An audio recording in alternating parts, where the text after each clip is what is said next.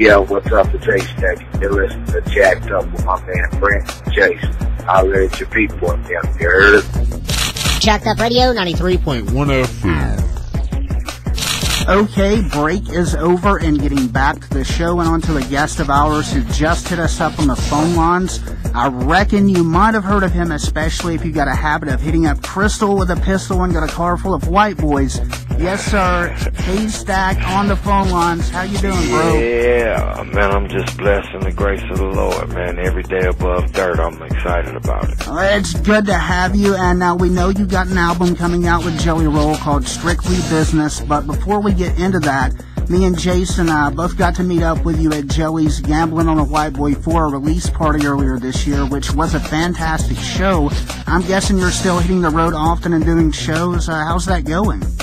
You know, right now I'm in a real creative process, so I'm holding back on about 50% of the shows in order to record at my convenience, and, you know, trying to get out and, you know, meet as many fans, you know, do as many shows as possible. Gotcha. But still at the same time, with no product, there's no consumer, so while I'm in the zone, I gotta get it done.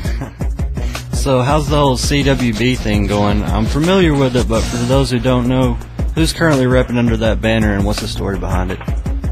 Apparently, 6 guys made a song called Oh My God. Then there was a rap group consistent of 5 guys. Then that didn't work out so well, and apparently like 100,000 kids nationally got the tattoo, and I don't really want to talk about it anymore because it's on the gang file and it was never meant to be that. And I mean, you know, you don't see kids out here talking about I'm Blink 182, I'm the Temptation. You know what? I mean, they out here saying they CWB, and you know, and while we're on that note, man, the WB will never change. We're them white boys from adverse places where it's not a lot of white boys. But as I get more mature, and you know, I would hope that the C would, you know, first it stand for crazy, and second it would stand for change, and hopefully one day Christian and civilized. You know, I don't like the fact that it's on the gang file. Doing everything I can to straighten it out. But, you know, if these kids are looking at us in any way as role models, or, you know, I work hard. I work real hard. Everybody I know who's providing for their families works real hard. So all I can really tell them is work hard and play when it's time to play, and, you know, really, you know, and just keep God first, family second, business third. Right. And, you know, that's what's up, you know, the CWB thing. I mean, we're working on a project, and that's that. I got you. Well, now, I saw some Twitter stuff going down just the other day where it's been said that Machine Gun Kelly was being kind of reckless on World Star, and that you and a few other dudes took offense to it. Would you mind breaking down that situation and explain what was going on there? Real quick, because I get confused now. Is this terrestrial-based radio or space-based radio? Basically, it is terrestrial, but we do put it on the internet as well. So you can do anything uncut, and we just roll with it like that. Alright, fuck Machine Gun Kelly. I mean, you know, it's just, the thing is, man, Machine Gun Kelly's part of the problem. There's no substance in this culture anymore. And when you're a white boy, I'm gonna give you a hard time. I'm gonna check you out. I'm gonna go buy your album. I'm gonna look at your videos, and then I'm gonna come up with an opinion. Notice I said buy your album. That means that I have the right to an opinion, because then I'm a consumer. You see what I'm saying? Right? Yeah. So it's like the white boy raps like Twister. He's kind of gay. He acts real homophobic, which makes me think he's hiding something.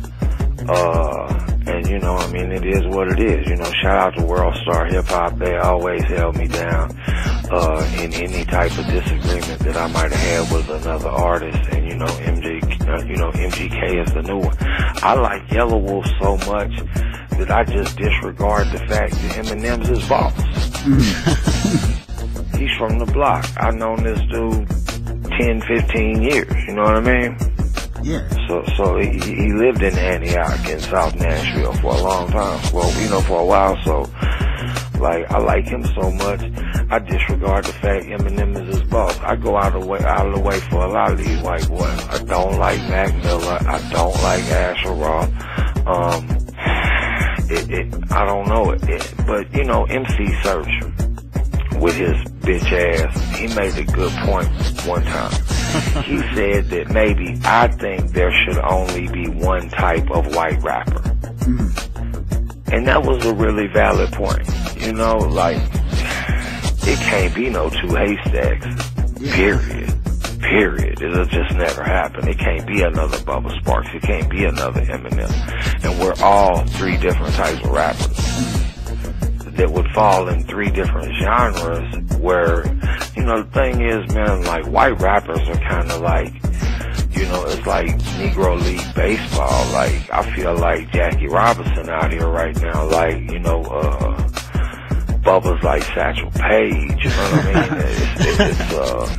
It's really crazy, Eminem, of course, he would have broken through and been, like Bob Gibson or somebody like that, but it's like, they pigeonhole us, they put us in a genre by ourselves. It's, extremely racist, because racism is having power or money and using said power or money to prevent people of another race to ascertain said power or money. So, it is a black ran business. You see what I'm saying? They say it all the time. Rap, hip hop, it's a black culture.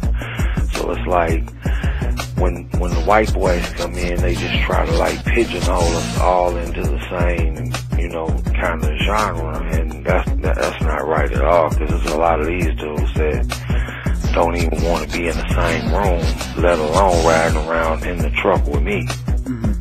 They're not cut like that. I can see it in their face. And, the thing is, and just to clarify what I just said, like, I came up hard. My mother and my father, I was disenfranchised from them at a very early age. I lived with my grandparents. We lived in a lower class neighborhood. I'm not crying. It just makes my testimony between myself and God greater. But, it's like, there were times where I had to crash, house to house, couch to couch, but, I never really talked about it in my music. So, Machine Gun Kelly, a couple other guys come in. I was homeless. Man, snatch a purse. Walk in the bank with a letter. You won't be homeless long, you know what I'm saying? Like, I just get so sick of hearing that. And it's like, I'm not that type of person that's gonna sit around and try to build my entire fan base off of a sympathy, like a guilt trip or like a sympathy thing. Like, that's not me. So I guess your point being is that everyone, humanity in general has struggles, and that no one person should just try to focus on that to build themselves up or get attention. No, I mean, just, and it sounds, kind of like, feminine. Like, it doesn't sound masculine. That's one thing. Like, as white rappers, we should all have some masculinity about us. We should, cause we've been through a struggle. We came through a cut. So it's like, if you didn't have it prior to getting in the game, you should have it, once you get there. But a lot of them don't, and the lack of masculinity just is like, it makes me doubt their manhood. I'll put it blatantly, and see them in the street and don't care nothing about it. Yeah. So, on to the big news, of course. As mentioned, you're about to drop a collaboration album with Jelly Roll, Strictly Business, in November. What made y'all decide to do an album together, and what can fans expect material-wise? Man, it's a real quick story. I was on Skype with Jelly. We were talking. Jelly said, you know, what I need, you know, I asked him what I could do to help him in his career, in the furtherance of his career. He said, you know, what I need from you is a mixtape. I am not a big fan of doing mixtapes. Is how they're only, I mean, now they're literally promotional. Right. So they're really promotional now. So it's like, we went over there, we picked out some beats from some guys we liked, and I mean, it was literally like boxing. I'd get up, spit 16 and an 8. He'd come behind me, spit 16 and an 8. A pencil nor paper was used in the entire process. And we just decided to call it Strictly Business because that was EP&D's first album title. And so we want to pay homage, and not specifically to EP&D, but just to the seniors, the Godfathers. Right. And we don't want people thinking like we don't want to commingle one another's negative publicity or, you know, things that we might have going on. So it's strictly business. Yeah. You know what I mean? Well, now, we heard one track that's leaked from it, I think the track Twacked, and also some other snippets, and they all sound really great, and I'll definitely be comping it, but kind of to put you on the spot, I guess, forgive me, what in your opinion is probably one of the best records on the album that we could look forward to? Man, there's one featuring D-Ray and High Roller called Put My City On, and that, and man, I mean, it's really hard to pick. They're all pretty good songs. Yeah. You don't get distribution deals on whack albums. Right. It's like, you know, they're all pretty good. So, and once it's out, do you guys have plans for any kind of tours, special appearances, and stuff like that? We'll just see what happens, man. You know, it was a lot of times people pair Jelly and I. But Jelly does a lot of shows I'm not at, and I do a lot of shows he's not at. So, you know, he's his own man. He's very busy. I'm very busy. So it's like, you know, we'll see what happens. We've had some people proposition us. We've had some people talk, but people talk a lot. And, you know, I'm sure representing, speaking for Jelly and myself, we would love to hit about 60 cities. That's dope, man. We really hope you can do that. We'd love to see you again live. And as we did a lot of ground covering here. And again, that is Haystak, and one more time, the new album with Jelly Roll titled Strictly Business drops in stores November 15th. Or if you want, you can go ahead and pre-order on iTunes, Amazon.com, NewberryComics.com, just about everywhere else it is nationwide. Haystak, again, thank you for giving us a shout, and we look forward to the album. Man, I would like to say one more thing in closing. Yeah.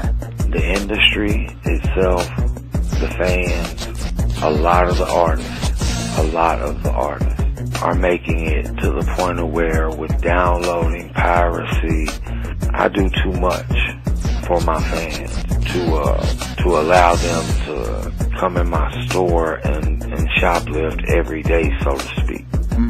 If the condition of the game and the lack of competition doesn't change, if we don't figure out a way to purchase music where I personally benefit from it as an administrator in my company, I'm gonna quit. Wow. Definitely a good reason to go out there and cop this album legitimately. A lot of people, you know, and I wouldn't even say quit, because after an underground independent career as successful as mine, I think the word would be retire. But a lot of people are only good at one thing. I'm multiverse. You see what I'm saying? I'm good at several things. So it's been fun. I've had a lot of fun. I've enjoyed it. I believe that, you know, I've pioneered some things. I think I've set some trends. And be looking for Big Snap's album, Baby Boss. And, you know, guys, thanks for having me. All right, man, we appreciate it. And again, one more time, go get the album, Strictly Business, November 15th, Haystak and Jelly Roll. Man, please go get that album. You'll be glad you bought it.